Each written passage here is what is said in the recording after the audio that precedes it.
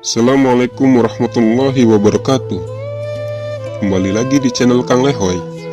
Kali ini Kang Lehoy akan menceritakan sedikit biografi dan kisah Kiai Haji Sanwani bin Abdul Aziz, Sang Macan Tirtayasa, pendiri Yayasan Ashabul Maimanah Sampang Pusat. Ashabul Maimanah adalah salah satu pondok pesantren yang berada di Desa Susukan, Kecamatan Tirtayasa, Kabupaten Serang. Pesantren ini didirikan oleh Kiai Haji Sanwani bin Abdul Aziz pada tahun 1950 dengan corak pengajian kitab kuning atau kitab gundul. Seiring waktu dan zaman, maka pondok pesantren ini selanjutnya mengadakan pendidikan modern dengan pengajaran pendidikan madrasah dari tingkat madrasah diniyah, madrasah ibtidaiyah, madrasah sanawiyah, dan madrasah aliyah pada tahun 1975 dengan berbadan hukum notaris Nyai Mahmudah. Di zamannya, beliau dikenal sebagai kiai yang paling berpengaruh di Kecamatan Tirtayasa. Nama lengkap beliau adalah Muhammad Sanwani bin Abdul Aziz. Beliau lahir dari keluarga kiai. Ayahnya, Kiai Haji Abdul Aziz, adalah ulama yang karismatik yang berasal dari Ragas, sebuah kampung di Kecamatan Cerenang, Kabupaten Serang. Kemudian, ayahnya berhijrah di Kampung Sampang, Desa Susukan, Kecamatan Tirtayasa. Waktu itu, Kampung Sampang masih begitu awam tentang masalah agama. Sang ayah kemudian mendirikan pesantren di Sampang. Berbagai macam tantangan datang bertubi-tubi dari masyarakat yang sudah terbiasa hidup tak mengenal agama. Mamat adalah nama panggilan Kiai Haji Sanwani waktu kecil. Berkelana bersama saudara-saudaranya menuntut ilmu ke berbagai pesantren. Di antaranya pesantren Cengkudu yang diasuh oleh Haji Besar, Kiai Haji Muhammad Siddiq. Kemudian pesantren Gentur di Purwakarta dan lainnya. Setelah mumpuni dalam bidang ilmu agama, ia kemudian pulang ke Sampang untuk membantu ayahnya mengasuh pesantren.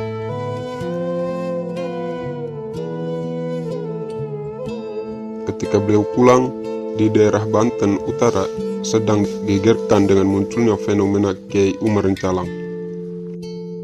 Kiai Umar dikabarkan sebagai waliullah yang dapat mengetahui hal-hal gaib dan mempunyai berbagai macam karomah yang luar biasa. Sebagai pemuda yang berilmu pesantren yang mumpuni, tidak begitu saja mempercayai Ki Umar sebagai waliullah. Apalagi dikabarkan Ki Umar mempunyai kelakuan yang tidak biasa dilakukan para kiai, atau bisa dikatakan Ki Umar bertingkah layaknya orang gila. Dalam hikayatnya, kemudian Mamat pergi menemui Ki Umar di Rencalang dekat Tanara dengan maksud untuk menguji keilmuan Ki Umar dan ingin membuktikan apakah benar yang dikatakan orang bahwa Ki Umar adalah waliullah. Sesampainya di pintu rumah Ki Umar, Mamat dikejutkan oleh suara dari dalam rumah. "Kamu datang untuk menjajal ilmu, anak muda? Sesungguhnya ilmu bukanlah dari apa yang dipelajari, tapi apa yang diamalkan." Atau dengan kalimat dalam bahasa Jawa yang maknanya hampir serupa itu. Setelah membuktikan keluar biasaan Ki Umar, akhirnya Mamat berkeinginan untuk berguru kepada Ki Umar. Akhirnya Mamat berguru ilmu di ahwal atau ilmu tasawuf kepada Ki Umar sekitar 4 tahun. Dalam sejarah belajarnya Mamat di Ki Umar, bukan seperti menuntut ilmu di pesantren dengan mengaji kitab kuning, tapi Mamat mendapatkan bimbingan batin untuk mencapai derajat kesufian yang paripurna. Setiap hari Mamat diharuskan berpuasa selama ia berguru kepada Ki Umar, dan ia berbuka dengan apa yang ada di waktu azan. Kadangkala Mamat berbuka hanya dengan air yang mengalir di dalam selokan. Setelah jiwa Mamat dirasa cukup siap untuk terjun ke masyarakat, Ki Umar memerintahkan Mamat untuk kembali ke Sampang. Akhirnya, kemudian Mamat membantu ayahnya mengajar di pesantren. Setelah Mamat pulang, pesantren dan madrasah Ashabul Maimanah maju pesat. Santri dari berbagai daerah datang, dari Serang, Tangerang, Pandeglang, Jakarta, Lampung, Palembang, Demak, Bogor, dan lain-lain. Kiai Haji Sanwani atau masyarakat sekitar menyebutnya Yai Mamat mengarang berbagai kitab dalam berbagai disiplin keilmuan. Sepengetahuan penulis, kitab-kitab yang beliau karang kebanyakan berupa nadom dalam bahasa Jawa, seperti kitab Nadom Alfiyah Jawa yang dikenal dengan kitab Kalam Nuhat, yaitu terjemahan yang dinadomkan dari saripati kitab Alfiyah Ibnu Malik. Kemudian kitab Babin Enam, yaitu kitab Nadom dalam bahasa Jawa yang menerangkan tentang ilmu sorof. Juga kitab Nadom Amil Satis, yaitu nadom tentang ilmu nahu. Beliau juga mengarang nadom tentang ilmu fikih dan tauhid. Selain kitab nadom, ada beberapa tulisannya tentang ilmu tarkib amil dan jurmiyah yang berupa nasar. Juga kitab dalam ilmu nahwu dan sorof yang berupa tanya jawab. Kebanyakan kitab-kitab karangannya tak diberi nama khusus, sehingga banyak karangannya dinamai sesuai baris pertamanya saja, seperti kitab Babin Enam, Amil Satus, Kalam Nuhat, Kalimah, Anak Pira, dan sebagainya. Beliau dikenal sebagai gigih membela faham ahlu sunnah wal jamaah manhaj Nahdlatul Ulama. Tahun 70-an dan 80-an adalah tahun-tahun sangat mencekam di Tirtayasa, karena ada dua arus besar pemikiran Islam, yaitu Nahdlatul Ulama dan Muhammadiyah. Kiai Haji Sanwani adalah panglima perang paling depan dalam melawan faham Muhammadiyah waktu itu, yang menyerang kebiasaan keagamaan masyarakat seperti tahlil, ziarah, dan sebagainya, yang dianggap oleh orang Muhammadiyah sebagai sesat dan bid'ah. Beliau juga aktif di organisasi Ittihadul Muballighin sebagai ketua Kabupaten Serang, sebuah organisasi di bawah Nahdlatul Ulama.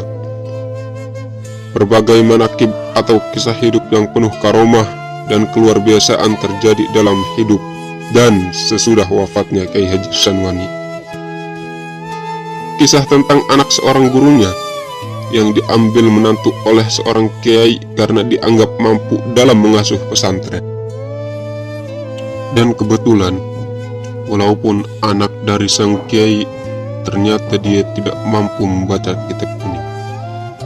Lalu sang mertua memaksanya untuk mengajar para santri. Lalu anak guru ini berziarah ke makam ayahnya. Dalam ziarah ini, dia bermimpi untuk mendatangi murid ayahnya yang bernama Sanwani. Dikatakan oleh ayahnya bahwa Sanwani insya Allah akan dapat menyelesaikan masalahmu. Sang anak kemudian mendatangi Kiai Haji Sanwani dan menceritakan seluruh kisahnya. Kemudian Kiai Haji Sanwani menyuruhnya membeli beberapa kitab. Setelah kitab tersebut ada, kemudian Kiai Haji Sanwani menyuruh anak gurunya ini membaca pembukaan dan akhir dari seluruh kitab-kitab itu.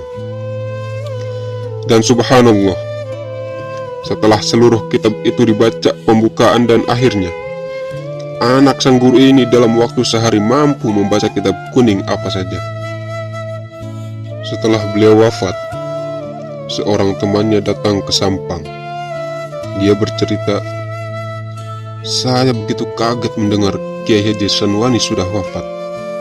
Karena kemarin beliau datang ke rumah saya, katanya dalam perjalanan ke suatu tempat.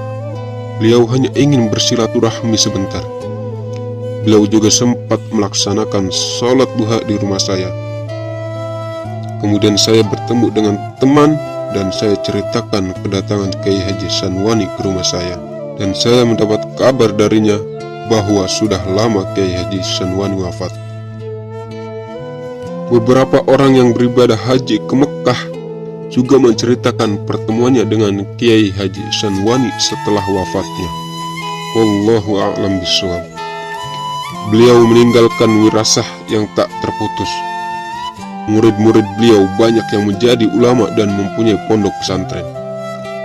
Di antaranya adalah Kiai Haji Tabrani, pengasuh pesantren Cikobak, Kiai Haji Markawi, pengasuh pesantren Sidayu, Kiai Haji Suhaimi, pengasuh pesantren Bolang, Kiai Haji Sahri, pengasuh pesantren Sindang Asih, Kiai Haji Muslih, pengasuh pesantren Rencalang, Kiai Haji Raswani, Kepaksan, Kiai Asy'ari Kayu Bongkok, Kiai Haji Sudrajat Ardani, pengasuh pesantren Al-Ardaniyah Serang, Kiai Haji Imaduddin Usman, pengasuh pesantren Nahdlatul Ulum Cempaka di Kresek, Tangerang.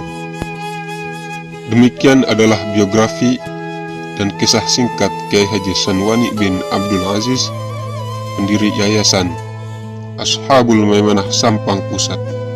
Akhirul kalam, Assalamualaikum warahmatullahi wabarakatuh.